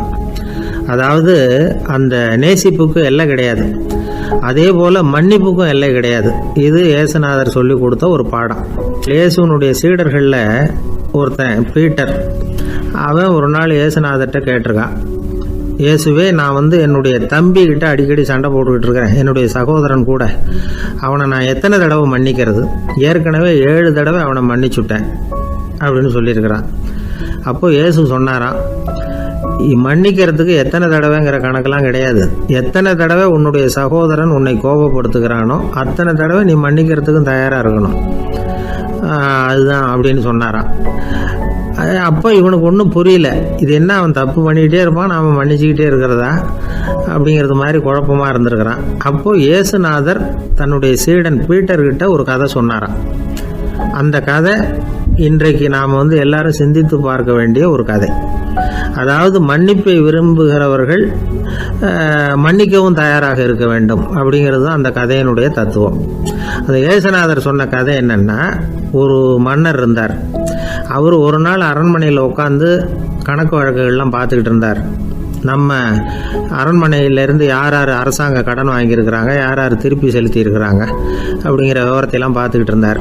அப்போ தான் புரிஞ்சுது, அந்த அரண்மனையில் வேலை செய்கிற ஒருத்தனே அரசாங்க கடன் வாங்கியிருக்கிறான். எவ்வளவு? 10,000 பொற்காசுகள் வாங்கியிருக்கான் கடன். இந்த 10,000 பொற்காசுகளை திருப்பி செலுத்தலை அரசாங்கத்துக்கு. இது மன்னர் கவனத்துக்கு வந்தது. உடனே நம்ம அரண்மனையில் இருக்கிறவனே அரசு கடன் வாங்கி திருப்பி செலுத்தாமல் இருக்கான், அவனை கூப்பிட்டு வாங்கன்னு சொல்லி கூப்பிட்டுட்டு வந்தாங்களாம். விசாரிச்சிருக்கிறாங்க, என்னப்பா நீ எவ்வளோ ஒன்று? ஆமாங்க 10,000 பொற்காசுகள் வாங்கியிருக்கிறேன், இன்னும் திருப்பி கட்டலைன்னு இருக்கான். உடனே அவர் மன்னர் சொல்லியிருக்கிறாரு, நம்ம சட்டத்திட்டப்படி நீ உடனே பணத்தை திருப்பி கட்டிடு. அப்படி உன்னால் கட்ட முடியலன்னா உன்னுடைய வீடு வாசல் சொத்து சுகம் எல்லாத்தையும் விற்று அந்த பணத்தை அரசு கருவூலத்தில் சேர்த்துக்கிறதுக்கு நானே ஏற்பாடு பண்ணிடுறேன் அப்படின்னு அந்த மன்னர் சொன்னாராம். இவன் அப்படியே அதிர்ச்சி ஆகிட்டான், அப்படியே பொத்துன்னு காலில் விழுந்தானா. மன்னா என்னை மன்னிச்சுங்க, என்னால் முடியல, எனக்கு மன்னிப்பு கொடுங்க அப்படின்ட்டுருக்கான். உடனே அவர் எழுந்திரிச்சு, சரி நீ மன்னிப்பு கேட்டுவிட்டேன், அதனால் உன்னை மன்னிக்கிறேன், நீ பணம் கட்ட வேண்டாம் அப்படின்னு சொல்லி அந்த மன்னர் அவனை விட்டுட்டாராம். பணத்தையும் தள்ளுபடி கொண்டார், நீ திருப்பி கட்ட வேண்டான்னு. இவனுக்கு ரொம்ப மகிழ்ச்சி, அதனால் ரொம்ப உல்லாசமாக வந்துக்கிட்டு இருக்கிறான். தெருவில் வந்துக்கிட்டு இருக்கிறப்ப இவங்கிட்ட கடன் வாங்கின ஒருத்தன் எதுக்கு வந்துக்கிட்டு இருக்கான். அவன் இவங்கிட்ட ஒரு 100 பொற்காசுகள் கடன் வாங்கியிருக்கான். அவன் வந்தான், இவன் போய் அவன் சாட்டையை பிடிச்சிக்கிட்டான், நீ எப்படா என் கடனை திருப்பி கொடுக்க போகிறேன்னு. அவன் இப்போ முடியல, கொஞ்சம் பொறுத்துக்கா, அப்புறம் தரேன் இருக்கான். அதெல்லாம் முடியாது, நீ கொடுத்து தான் ஆகணும் அப்படின்னு இவன் புடிவமாக சொல்கிறான். இப்போ நிலைமையை பாருங்கள், இவன் ஏற்கனவே 10,000 பொற்காசுகள் அரசாங்கத்தில் கடன் வாங்கினா அதுக்கு மன்னிச்சு விட்டுட்டார் இவனை. ஆனால் இவன் இன்னொருத்தனை மன்னிக்கிறதுக்கு தயாராக இல்லை. இவங்கிட்ட கடன் வாங்கின இன்னொருத்தன் 10 பொற்காசுகள், அவனை மன்னிக்க தயாராக இல்லை. அவனை கொண்டு போய் நீதிமன்றத்தில் கொண்டு போய் நிறுத்தி தண்டனை வாங்கி கொடுத்துட்டான். நீதிபதி என்ன சொன்னார், அந்த இவன் வாங்கின பொற்காசுகளை திருப்பி கட்டுற வரைக்கும் ஜெயிலில் இருக்கணுங்கிறது தீர்ப்பு. ஆனால் உடனே அரசர் காதில் விழுந்தது. சொல்லிட்டாங்க, உங்ககிட்ட மன்னிப்பு வாங்கிட்டு போனானே ஒருத்தன், அவன் இன்னொருத்தனை மன்னிக்கிறதுக்கு தயாராக இல்லை, அவனை கொண்டு போய் ஜெயிலில் அடைச்சிட்டான் அப்படின்னு. உடனே மன்னர் பார்த்தார், இவனை மறுபடியும் கூப்பிட்டு வர சொன்னார். தபாரப்பா, நான் உன்னை மன்னிச்சு விட்டேன், ஆனால் நீ இன்னொருத்தனை மன்னிக்கிறதுக்கு தயாராக இல்லை, அதனால் என்னுடைய தீர்ப்பையும் மாத்துறேன், நீயும் அரசு கடன் தீர்ற வரைக்கும் ஜெயிலில் தான் இருக்கணும் அப்படின்னு சொல்லி ஜெயிலுக்கு அனுப்பிச்சிட்டாராம். இப்படி ஒரு கதையை இயேசுநாதர் தன்னுடைய சீடருக்கு சொன்னதாக ஒரு வரலாறு. அது என்ன, அதுலேருந்து நாம் புரிந்து கொள்ள வேண்டியதுன்னா, நாம் மன்னிக்கப்படணும்னு நாம் விரும்புகிறோம்னா நாம் இன்னொருத்தரை மன்னிக்கிறதுக்கு தயாராக இருக்கணும். அதனால் நாம் இன்னொருத்தரை யாரையும் மன்னிக்க மாட்டோம், ஆனால் என்ன இன்னொருத்தர் மன்னிக்கணும் அப்படிங்கிறது மாதிரி செய்யக்கூடாதுன்னு சொல்லுவாங்க. அது மாதிரி நாம் இப்போ இது தப்பாக புரிஞ்சுக்கிறவங்களும் இருக்கிறாங்க. பாவம் மன்னிப்புங்கிறதுலாம் எதுக்குன்னா, அதாவது மறுபடியும் பாவம் செய்யாமல் இருக்கிறதுக்காக தான். அதான் மன்னிக்கிறாரே அப்படிங்கிறதுக்காக மறுபடியும் பாவம் பண்ணிகிட்டு இருக்கிறது இல்லை. அதான் ஒருத்தர் கேட்டாராம், பாவத்திலேருந்து மன்னிப்பு கிடைக்கணும்னா நீ என்ன செய்யணும் அப்படின்னு கேட்டிருக்காரு. அது அவன் சொல்லியிருக்கிறான், நான் முதல்ல பாவம் செய்யணும், அப்போ தானே மன்னிப்பு கிடைக்கும் அப்படின்னு நானா. இப்படிப்பட்டவர்கள் தான் இன்றைக்கி உலகத்தில் அதிகமாக இருக்கிறாங்க. அதனால் இந்த மன்னிப்பின் மகத்துவங்கிறது இயேசுநாதர்கிட்டேருந்து தான் நாம் புரிஞ்சுக்கணும். அந்த இயேசு சொன்ன அந்த மன்னிக்கிற மனோபாவம் இருந்தால் இன்றைக்கி உலகம் பூராவும் அமைதி பூங்காவாக இருக்கும். அதில் ஒன்றும் ஆச்சரியமே இல்லை, அதில் ஒன்றும் சந்தேகமும் இல்லை. அதனால் மன்னிக்கிற மனோபாவத்தை நாம் எல்லாரும் நமக்குள்ளே வளர்த்து கொள்ள வேண்டும் அப்படிங்கிறது தான் நாம் இன்றைக்கு எல்லோரும் சிந்தித்து பார்க்க வேண்டிய ஒரு செய்தி. ஒரு வயசான அம்மா தெரு வழியாக போய்கிட்டு இருந்தாங்க. அவங்க கையில் எண்ணத்தையோ வச்சுக்கிட்டு அதை அடிக்கடி பார்த்துக்கிட்டே இருந்தாங்க. ஒருத்தன் மெதுவாக அவங்கக்கிட்ட போய் கையில் இருக்கிறது என்ன அப்படின்னு எட்டி பார்த்தா அவங்க கையில் 4 பல் இருந்துதான். இவன் ஆச்சரியமாக அந்த அம்மாவை பார்த்தான். ஏம்மா உனக்கு என்ன பைத்தியமா, ஏது இந்த பல்லு, இதை என்னத்துக்காக கையில் வச்சுக்கிட்டு அலைஞ்சிக்கிட்டு இருக்கிற அப்படின்னு கேட்டிருக்கான். அதுக்கு அந்த அம்மா விவரம் சொல்ல ஆரம்பித்தாங்களாம். இதை பாருப்பா, எனக்கு ஒரு மகன் இருந்தான், அவனை ரொம்ப செல்லமாக வளர்த்தேன். அவனை தரையிலேயே நடக்க விடுறதில்ல, எப்பவும் தூக்கி வச்சுக்கிட்டு இருப்பேன். அவன் நல்லா பெரியவனாகி பள்ளிக்கூடம் போகிறப்ப கூட அவன் புஸ்தக மூட்டையை நான் தான் சுமந்துக்கிட்டு போவேன். பார்க்குறவங்க கூட கேலி பண்ணுவாங்க, ஏம்மா படிக்க போகிறது நீயா உன் பிள்ளையான்னு கேட்பாங்க. அவன் இன்னைக்கு எவ்வளவோ பெரிய மனுஷன் ஆகிட்டான், வெளிநாட்டில் பெரிய உத்தியோகத்தில் இருக்கான். சமீபத்தில் இங்கே வந்துட்டு போனான். ஒரு நாள் ஏதோ கோபத்தில் என்ன அரைஞ்சுட்டான். அப்போ இந்த 4 பல்லும் கீழே விழுந்துட்டுது. இன்னமும் கூட விழுந்திருக்கும், ஆனால் பல்லு தான் இல்லை. என் புள்ள அரைஞ்சதுனால விழுந்த பல்லு இல்லையாது. அதனால் இதை எப்பவும் என் கையிலேயே வச்சுக்கிட்டு ஆசையோடு பார்த்துக்கிட்டு இருக்கிறேன். அவன் தான் வெளிநாட்டுக்கு போட்டான், அவனை பார்க்க முடியாத ஏக்கத்தை நான் இந்த பல்லை பார்த்து போக்கிக்கிறேன் அப்படின்னு நாங்களாம் அந்த அம்மா. இந்த கதை எதுக்காகன்னா, தாய் அன்பு அப்படிங்கிறது எப்படிப்பட்டதுங்கிறத புரிஞ்சுக்கிறதுக்காக. கல்யாணம் ஆனதுக்கு அப்புறம் தாயை மறந்து விடுறவங்க எத்தனை பேர் இந்த உலகத்தில்? அவங்க காதில் வேணுங்கிறதுக்காக தான் இந்த தகவல். ஆனால் ஒரு விஷயம் மட்டும் நல்லா புரிஞ்சுக்கணும், தாயை மதிக்க தெரிஞ்சவங்க தான் இன்றைக்கி வாழ்க்கையில் எல்லா விதத்துலேயும் முன்னுக்கு வந்திருக்கிறாங்க. வேணும்னா விசாரித்து பார்த்துக்குங்க. இன்னொரு அம்மா இருந்தாங்க. அவங்க தினமும் ஒரு கோயிலுக்கு வருவாங்க. சாமியை பார்த்து, கடவுளே நான் இறந்து போனால் நரகத்துக்கு போகணும் அப்படின்னு வேண்டிக்குவாங்களாம். எல்லோரும் சொர்க்கத்துக்கு போகணும்னு தானே கடவுள்கிட்ட வேண்டிக்குவாங்க. இந்த அம்மா தினம் நான் நரகத்துக்கு போகணும் அப்படின்னு வேண்டிக்கிறாங்க. அங்கேருந்து அர்ச்சகருக்கு இது சந்தேகம். ஒரு நாள் அதை நேரடியாகவே அவங்கக்கிட்ட கேட்டுவிட்டார். அதுக்கு அந்த அம்மா பதில் சொன்னாங்களாம், ஐயா, எனக்கு கல்யாணம் ஆகி ரொம்ப நாள் வரைக்கும் குழந்தை பாக்கியம் இல்லாமல் இருந்தது. கோயில் குளம் எல்லாம் சுற்றி வந்தேன். ரொம்ப நாள் கழித்து ஒரு குழந்தை பிறந்தது, ஆண் குழந்தை. அவனை நான் ரொம்ப செல்லம் கொடுத்து வளர்த்தேன். அதோட விளைவு என்ன ஆச்சுன்னா, அவன் ரொம்ப மோசமாக ஆகிட்டான். கெட்ட பழக்க வழக்கம்லாம் கற்றுக்கிட்டான். அவன் இறந்து போனால் நிச்சயம் அவனுக்கு நரகம்தான் கிடைக்கும். அந்த அளவுக்கு கெட்டவன் அவன். அப்படிப்பட்ட காரியங்கள்லாம் பண்ணிகிட்ருக்கான், எனக்கு தெரியும். இவனுக்காக நரகத்தில் கூட யாரும் தயவு காட்ட மாட்டாங்க, தாட்சண்யம் காட்ட மாட்டாங்க. அதனால் இவனுக்கு முந்தி நான் இறந்து நரகத்துக்கு போயிட்டா அங்கே இவனை கவனிச்சிக்கலாமே, இவனுக்கு பணிவிடை செய்யலாமேன்னு பார்க்குறேன் அப்படின்னு நாங்களாம். அதனால தான் நான் நரகத்துக்கு போகணும்னு தினம் ஆண்டவனை வேண்டிகிட்டு இருக்கிறேன் அப்படின்னு கண்கலங்கி அந்த அம்மா சொன்னாங்களாம். அதுதான் தாய் உள்ளம்ங்கிறது. தாயின் பெருமையை சரியாக உணர்ந்துட்டா அவங்களுக்கு எப்பவும் எந்த கஷ்டமும் வராது. இது ஏதோ உபதேசத்துக்காக சொல்கிற வார்த்தை இல்லை, உண்மையான வார்த்தை. இந்த விவரத்தையெல்லாம் நண்பர் ஒருத்தர்கிட்ட சொல்லிகிட்டு இருந்தேன். அவர் கொஞ்ச நாள் கழித்து என்னை தேடி வந்தார். அவர் கையிலேயே 4 பல்லு வச்சுருந்தார். என்னங்க ஆச்சு, ஏதுங்க இந்த பல்லு அப்படின்னு விசாரித்தோம். உங்கள் உபதேசத்தை கேட்டுவிட்டு இந்த உலகத்தில் எல்லாரையும் தாயாக நினைக்க ஆரம்பிச்சிட்டேன். ஒரு அம்மாவை கடத்தரில் பார்த்து தாயேன்னு கூப்பிட்டேன். அவங்க உடனே பலார்னு என்னை அரைஞ்சிட்டாங்க, பல்லு விழுந்துட்டுது. அதை தான் பொறுக்கி எடுத்துக்கிட்டு நேராக உங்களை தேடி வந்துக்கிட்டு இருக்கிறேன்னார். தாயேன்னு தானே கூப்பிட்டீங்க, அதுக்கே அரைஞ்சாங்க அப்படின்னு கேட்டோம். நான் தாயேன்னு கூப்பிட்டது அவங்க காதில் நாயேன்னு விழுந்துட்டு தான், அதுதான் அப்படி ஆயிட்டுது அப்படின்னார்.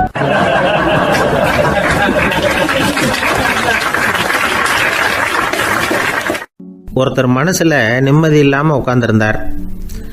என்ன சார் விஷயம் அப்படின்னு விசாரித்தேன். அகலக்கால் வச்சுட்டேன், அதுதான் அவதிப்படுறேன்னார். விவரமாக சொல்லுங்கன்னு.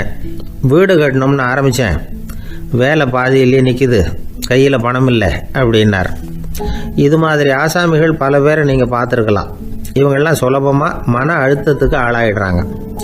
மன உளைச்சல், அதாவது ஸ்ட்ரெஸ் அப்படின்னு சொல்கிறோமே, அதுக்கு அடிப்படையான சில காரணங்கள் உண்டு. அதாவது மிகையாக திட்டமிடுதல் அப்படிங்கிறதும் ஒரு முக்கியமான காரணம். நடைமுறை சாத்தியம் என்னங்கிறத மனசில் வச்சுக்கிட்டு எந்த திட்டத்தையும் தீட்டணும், அப்போ தான் அது சரியாக வரும். ரெண்டாவது காரணம் என்ன தெரியுமா? ஒரே நேரத்தில் பல்வேறு செயல்களில் ஈடுபடுறது.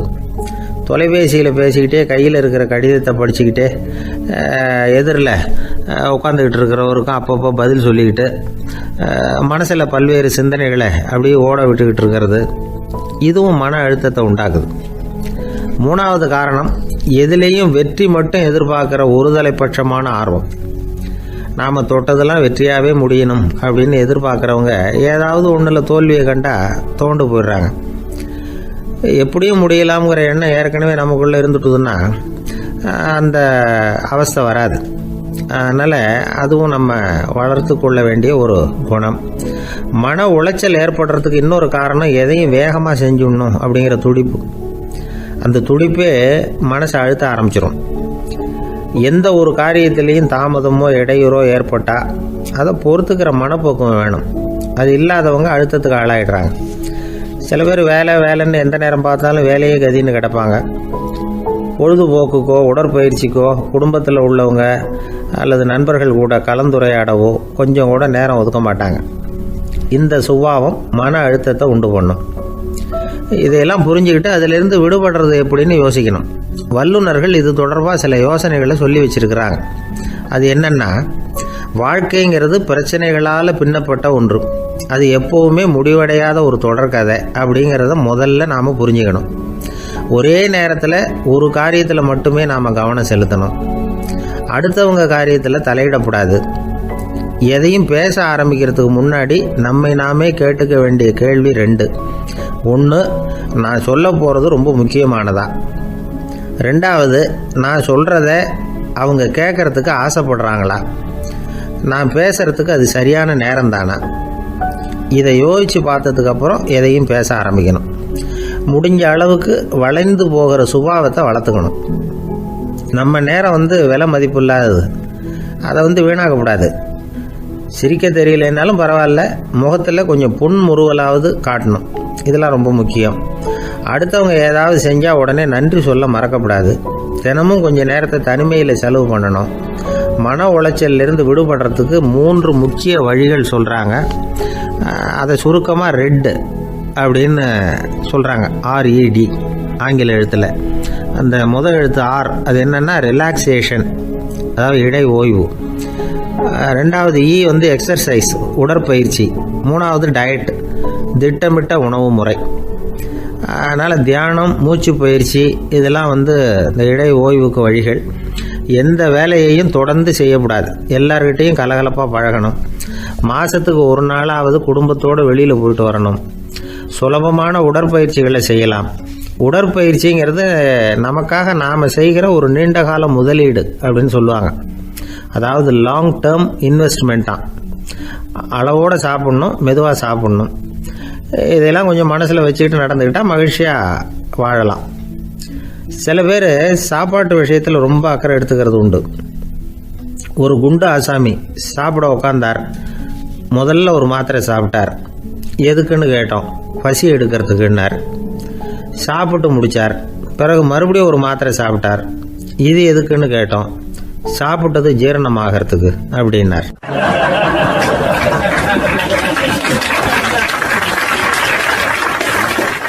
என்னுடைய நீண்டகால நண்பர் ஒருத்தர் வருஷம் தவறாமல் திருநள்ளாறு அப்படிங்கிற திருத்தலத்துக்கு போயிட்டு வர்றது வழக்கம்.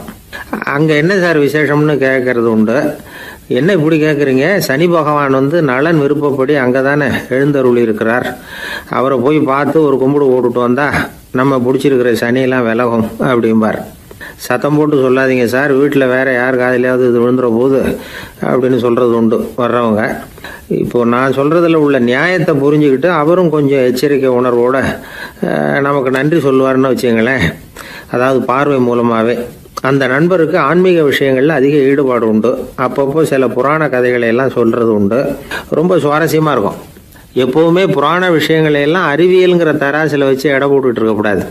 அப்படி பார்த்தா அதெல்லாம் நம்ப முடியாத வெறும் கற்பனைகளாக தோணும், மூட நம்பிக்கைகளாகவும் தெரியும். புராணங்களை புராணங்களாகவே புரிஞ்சுக்கிறவங்களுக்கு அதெல்லாம் அர்த்தமுள்ள செய்திகளை உள்ளடக்கி இருக்கிறதாக தெரியும். அந்த வகையில் தான் இந்த நண்பரும் நிறைய செய்திகளை சொல்கிறது உண்டு. சனியை போல கொடுக்குறவனும் இல்லை, சனியை போல கெடுக்கிறவனும் இல்லை அப்படின்னு சோதிடர்கள் சொல்லுவாங்க. நாம் ஏதாவது ஒரு வம்புல மாட்டிக்கிட்டா பிடிச்சது சனி அப்படிங்கிறோம். ராவணன் எப்பேற்பட்ட வீரன், அவனே சனி பார்வைப்பட்டது தானே சங்கடப்பட ஆரம்பித்தான் அப்படின்னார் நண்பர். அது எப்படிங்கன்னு கேட்டேன். அவர் சொல்ல ஆரம்பித்தார், இந்த ராவணன் இருக்கானே நவ கிரகங்களையும் பிடிச்சி கொண்டுட்டு தன்னுடைய சிம்மாசனத்தில் அப்படியே படிகளாக போட்டு வச்சுட்டானா, ஒவ்வொரு படியாக. பாவம் அந்த 9 தேவதைகளும் ஒவ்வொரு படியாக குப்புற கிடக்குறாங்க. நவக்கிரகம் நம்மளை ஆட்டி படைக்குதுன்னு நாம் சொல்லிகிட்டு இருக்கிறோம். ஆனால் அந்த நவக்கிரகங்களை ராவணன் எப்படி வச்சுருந்தான் பாருங்க. எல்லாரையும் சிம்மாசனத்துக்கு பக்கத்தில் படிப்படியாக போட்டு வச்சுருக்கிறான். காலை அது மேலே வச்சு தான் ஏறி போகணும்.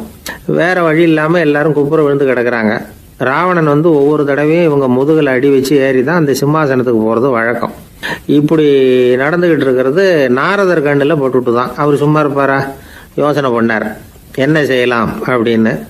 ஒரு முடிவு பண்ணிட்டு நேராக ராவணன் கிட்ட போனாராம்.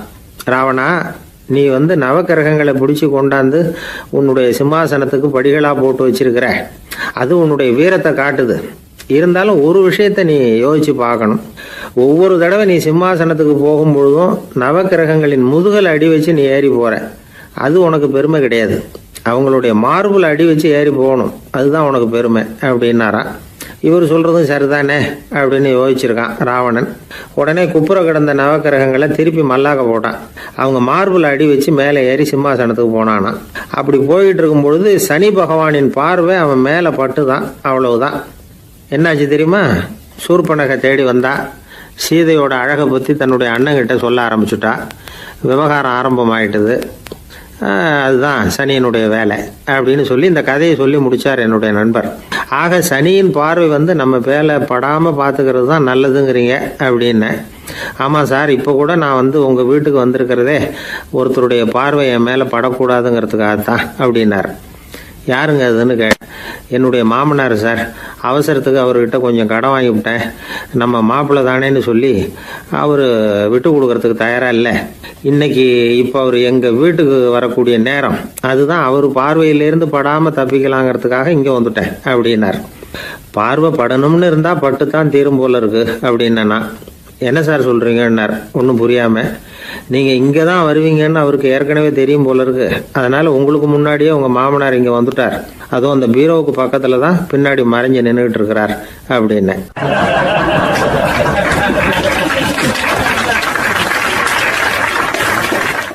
ஒருத்தர் குதிரை ரேஸுக்கு போனார். பணம் கட்டினார், தோற்று போயிட்டார். மறுபடியும் போனார், பணம் கட்டினார், தோற்று போனார். அடுத்த தடவையும் பணம் கட்ட போனப்போ அவரை தடுத்து கேட்டோம், ஏன் சார் ஏற்கனவே விட்டது போதாதா, இன்னமும் இருக்கிறத விடணுமா அப்படின்னு கேட்டோம். விட்டதையெல்லாம் மொத்தமாக எடுக்க வேணாமா சார், அதுக்காக தான் தொடர்ந்து பணம் கட்டுறேன்னார் அவர். இவரை திருத்துறது ரொம்ப கஷ்டம். இது ஒரு மனநோய். மனநோய்களில் பல வகை உண்டு. மனநோய்கள் பிரிவு அட்டவணையில் சூதாட்டம்ங்கிறது அவதியுறும் நோய் அப்படிங்கிற தலைப்பில் வருது. சூதாட்டம் 2 வகைப்படும்னு சொல்கிறாங்க உளவியல் நிபுணர்கள். ஒரு வகை எப்படின்னா, நண்பர்களோடு சேர்ந்துக்கிட்டு மகிழ்ச்சியும் கிளர்ச்சியும் அடையிறதுக்காக ஈடுபடுறது. பிரச்சனைகளை தீர்க்கறதுல ஒரு ஆர்வம், கேளிக்கைக்காக கொஞ்சம் விட்டு பிடிக்கிறது அப்படிங்கிற மனுஷனுடைய அடி மனசில் உள்ள விபரீத பிணைய சுபாவம், இதெல்லாம் அதுக்கு காரணம். இன்னொரு வகை எப்படின்னா, சூதாட்டத்தில் ஈடுபட்டு ஒரு கட்டாய நிலைமைக்கு ஆளாயிடுறது. ஈடுபடு அப்படின்னு மனசு ஒரு வெறித்தன்மையை தூண்டிக்கிட்டே இருக்கும். இப்படிப்பட்டவங்களுக்கு நாம் தோத்துக்கிட்டு இருக்கோங்கிறது தெரியும், நாம் ஜெயிக்கிறதுக்கான சந்தர்ப்பம் இல்லைங்கிறதும் தெரியும். இதனால் நமக்கும் கஷ்டம், நம்ம சுற்றி இருக்கிறவங்களுக்கும் கஷ்டங்கிறதும் புரியும். அப்படி இருந்தும் சூதாடுவாங்க. இதுக்கு காரணம் சூதாடியின் பகற்கனவு அப்படிங்கிறாங்க நிபுணர்கள். இந்த நிலைமைக்கு கட்டாய சூதாட்டம் அல்லது நிர்பந்த சூதாட்டம் அப்படின்னு பேர் வச்சிருக்கிறாங்க. இப்படிப்பட்ட ஆசாமி இருக்கிறது பூரா விட்டுருவான், கடன் வாங்குவான், திருடுவான். இருந்தாலும் என்னைக்காவது ஒரு நாள் ஜெயிச்சிருவேன் அப்படின்னு சொல்லிக்கிட்டே இருப்பான்.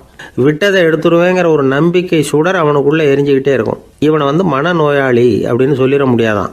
என்ன காரணம்னா, இது மாதிரி ஆளுங்க கிட்ட மன போராட்டமோ கவலையோ பதட்டமோ இருக்கிறது இல்லை. சில விசேஷமான குணங்கள் இவங்க கிட்ட உண்டு. எதிர்ப்பு உணர்ச்சி, சிறுபிள்ளைத்தனம், சட்ட திட்டங்களையும் சம்பிரதாயங்களையும் உட தெரியாத மனப்போக்கு, பொறுப்பில்லாத தன்மை, நெறி தவறி நடக்கிறது எல்லாம் இவங்ககிட்ட உண்டு. ஆனால் வெளிப்பார்வைக்கு ரொம்ப சிநேகமாக இருப்பாங்க, அன்பாக இருப்பாங்க. அப்படி இருக்கிறதாக காட்டிக்குவாங்க. ஆதாயம், சுயலாபம் இதெல்லாம் கருதி தான் பழகுவாங்க. இவங்க கேட்குறப்ப நாம் பணம் கொடுக்கலன்னு வச்சுக்கோங்க, நம்மளை கை விட்ருவாங்க. நம்ம மேலே அவாண்டமாக பழி சுமத்துறது கூட தயங்க மாட்டாங்க. தங்களுடைய சூதாட்ட நடவடிக்கைகளுக்கு சாதகமான காரணங்களை சொல்லிகிட்டு இருப்பாங்க. நீ வேணும்னா பாரு, ஒரே நாளில் நான் இழந்ததையெல்லாம் மீட்டு லட்சாதிபதி ஆறேன்னா இல்லையா பாரு அப்படிம்பாங்க. தோற்று போகிறத ஒரு படிப்பினையாக இவங்க எடுத்துக்கிறதே இல்லை. தோற்று போகிறதுலேயே இவங்களுக்கு ஒரு அலாதியான சுகம். தனக்குத்தானே துன்பத்தை வரவழைச்சிக்கிட்டு இன்பம் அடையிறதுக்கு தன்வதை சுகம் அப்படின்னு பேர். இவங்கெல்லாம் அந்த ரகம். சில பேர் எப்படி தெரியுமா, மந்திர எண்ணங்களை வரவழைச்சிக்கிறது, சூதாடுறதுக்காக ஆஃபீஸில் கையாடல் பண்ணுறது, அடுத்தவங்ககிட்டேருந்து திருடுறது. இந்த மந்திர எண்ணம் தீவிரமாச்சுன்னா ஒரு மாதிரியாக பேச ஆரம்பிச்சிருவாங்க. தோல்வி தான் சார் வெற்றிக்கு முதல் படியும்பாங்க. தன்னால் பகடக்காய்களையும் குதிரை ஓட்டிகளையும், அதாவது இந்த ஜாக்கிகள், அதெல்லாம் கட்டுப்படுத்த முடியுங்கிற பித்து நிலைக்கு இவங்கெல்லாம் தள்ளப்பட்டுருவாங்க. சில சூதாடிகள் ஆராய்ச்சி பார்த்ததில் என்ன தெரிய வந்தது தெரியுமா, அவங்கெல்லாம் குழந்தை பருவத்தில் அன்புக்காக ஏங்கினவங்களாம், புறக்கணிக்கப்பட்டவங்களாம், உதவிகளை பெற முடியாதவங்க, இப்படிலாம் இருந்திருக்கிறாங்க. இவங்க வளர வளர மற்றவங்க சௌகரியம் பற்றி அக்கறை இல்லாதவங்களாக ஆயிடுறாங்க. அதிர்ஷ்ட தேவதை தன்னோடு இருக்கிறாங்க அப்படிங்கிற அசையாத நம்பிக்கை இவங்களுக்கு. இவங்களை திருத்துறது ரொம்ப கஷ்டம். அதனால் பந்தயம், சூதாட்டம் இது மாதிரியான விஷயங்களை விட்டு விலகியே இருக்கிறது தான் நமக்கு நல்லது. ஒரு ஆள் சொன்னான், என்னுடைய குதிரை வேகமாக ஓடுறதுக்கு என்ன வழி அப்படின்னு கால்நடை மருத்துவர்கிட்ட யோசனை கேட்டேன். அவர் ஒரு பாட்டில் நிறைய மாத்திரைகளை கொடுத்து தினம் 2 மாத்திரை விதமாக கொடுக்க சொன்னார். முதல் நாள் 2 மாத்திரையை கொடுத்துட்டு அது மேலே ஏறி உட்கார்றதுக்கு போனேன். அவ்வளவுதான். அதுக்குள்ளே அது அம்பு மாதிரி பாஞ்சு ஓடி போச்சு. நான் இன்னும் உட்காரவே இல்லை, அதுக்குள்ளே பாஞ்சு ஓடி போச்சு அப்படின்னா.